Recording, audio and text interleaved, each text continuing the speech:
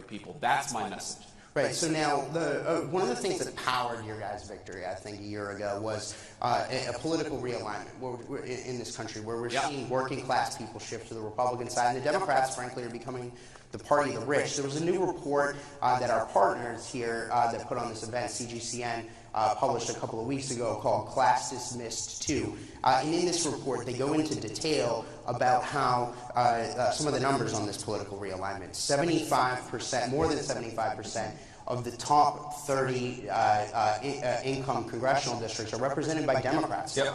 That's a totally new thing. The last 3 presidential elections, the Democrats counties were represented more than 60%, in the case of the 2020 election, more than 70% of aggregate GDP in this country. President Trump won counties 30-something% in each of those elections. So your thoughts on what we're seeing now with this political realignment through those statistics? So let me say a few things, Matt. So first of all, I think that part of what you see as division in the Republican Party is a consequence of this realignment. We have a new governing coalition. We have a new political coalition. We have people who didn't used to vote Republican, and frankly, they have different preferences sometimes on certain issues than maybe the Ronald Reagan or George W. Bush Republican Party did. I think the Donald Trump Party is a fundamentally new phenomenon in American politics. I think that it can govern the country successfully for the next generation. But some of those divisions you talk about are just a natural outgrowth of the fact that we've got a lot of working class voters who frankly don't care what was Republican orthodoxy 25 years ago, and so they're pushing the party in a different direction. And again, I think that debate is natural and normal, and it's something that we should frankly lean into, recognizing that the far left is really the problem we have to confront in this country. The second thing that I'll say about it, Matt, is I think it's a great thing. You know, and I'm biased. Obviously, I grew up in a working class family. I was raised by the kind of people who were blue dog Democrats, socially conservative Democrats in the 80s and 90s, and have turned hard towards Donald Trump's Republican Party. These are the people who built America's greatest icons, who built America's greatest buildings, who drive our food into the grocery store every day. They are the human beings who actually make this country run. I'm proud of them, and I want to keep the Trump coalition together. That's one of the things that we have to do in 2026. And this is my third point, and this is tough, because one of the things that was true of the Democratic coalition in, say, the 1990s is that because the Democratic coalition in the 90s was more upscale, they showed up, the Republican coalition in the 1990s was more upscale, they showed up in midterms. So Republicans tended to do a little bit better in midterm elections in the 1990s than, say, Republicans do today. And that's because while these working class voters are great, there are also people who don't necessarily show up to vote in the midterms all the time. We've got to motivate them. We've got to get them out to vote. I think that's one of the lessons that we learned in Virginia and New Jersey is that when Donald Trump is not on the ballot, you've got to give people something to actually believe in, something to be inspired by to get out there and vote. They're not going to vote just because you have an R next to your name. You've got to speak to this new working class coalition.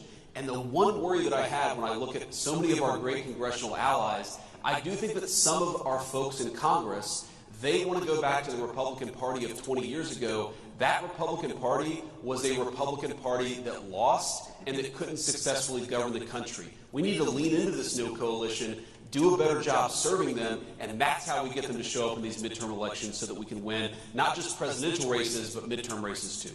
Right. Okay. So you mentioned George W. Bush at the beginning of that answer. Now, there's a lot of news going on out there. Today is a somber day for the Bush family and for your predecessor, former Vice President Dick Cheney, who passed away.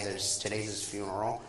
So I wanted to see if you have any thoughts on or message to the Cheney family. I know there was some misreporting out there about whether or not you were invited to that or whatever. But outside of that, there's also another big report that came out a couple of days ago about how George W. Bush and the people around him are plotting for retaking the Republican Party from President Trump and you down the road and going back to the old way of doing things. I guess they don't like to win, but the point is that that's out there. So any response to that as well?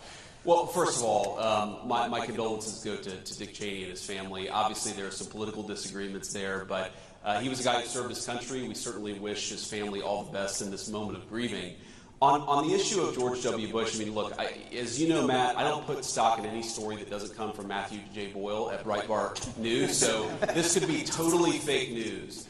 But I definitely think, and you already see this, you saw this in 2020, you're going to see it in 2025 and 2026, there is an effort to try to wrest control of the Republican Party away from the voters and away from the coalition that really delivered the big victory in 2024. I think it's a huge mistake. Look, the American people don't want stupid wars and America's jobs going overseas and wide open borders. That is, whether intentional or not, that was the legacy of the Republican Party that came before Donald J. Trump. I'm glad the president got us away from that Republican Party. It lost, but it was also a disaster for the United States of America. Let's actually have a foreign policy where we focus on the interests of American citizens. Let's have an economic policy that's about building in the United States of America rather than shipping all of our jobs overseas and getting Wall Street enriched in the process. Let's have an economic policy that's about more self-sufficiency. I mean, I have 3 kids. I have an 8-year-old, a 5-year-old, and a 3-year-old. I don't want to wake up in a country where I take my kid to the doctor and they can't get antibiotics because the antibiotics that were invented in the United States of America are manufactured in some foreign country. That is the legacy of the Republican Party that came before Donald J. Trump. We're not going back to it. Okay, so now